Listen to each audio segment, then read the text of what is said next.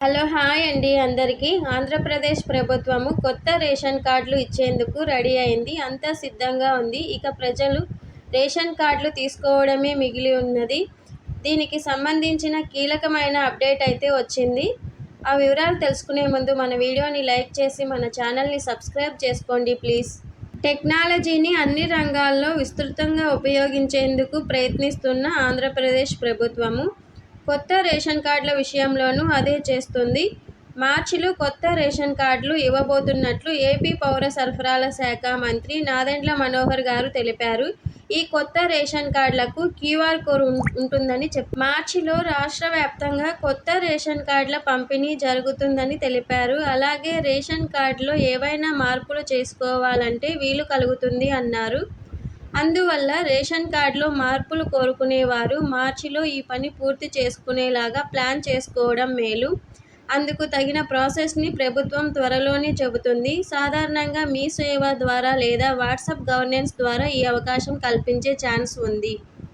ఈ కొత్త రేషన్ కార్డులపై ప్రజలకు కొన్ని అనుమానాలు ఉన్నాయి. అంటే వీటిని ఇచ్చేటప్పుడు ప్రభుత్వం మనీ ఏదైనా తీసుకుంటుందా అనే డౌట్ ఉంది. అలాంటిదేమీ ఉండదు. ప్రభుత్వం మనీ తీసుకోకుండానే కొత్తవి ఇస్తుంది. అందువల్ల కొత్త రేషన్ కార్డులు పొందేవారు ఎలాంటి మనీ, లంచం, కమిషన్ ఏదీ ఇవ్వకూడదు. పాత వాటి బదులు కొత్త రేషన్ కార్డు ఇవ్వగానే పాత రేషన్ కార్డులతో ఇక పని ఉండదు.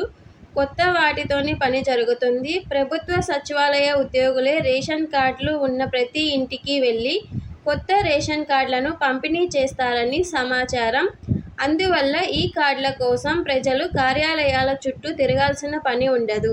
కొత్త రేషన్ కార్డులో ఉండే క్యూఆర్ కోడ్ కీలకమైనది. అది చెరిగిపోకుండా జాగ్రత్తగా కార్డును చూసుకోవాలి. ఎందుకంటే రేషన్ షాపుకు వెళ్ళాక ఆ క్యూఆర్ కోడ్ని స్కాన్ చేస్తారు. దాంతో లబ్ధిదారుడి వివరాలు రేషన్ డీలర్ల ట్యాబ్లో కనిపిస్తాయి. దానితో ఇవ్వాల్సిన సరుకులు ఇచ్చి అప్డేట్ చేస్తారు.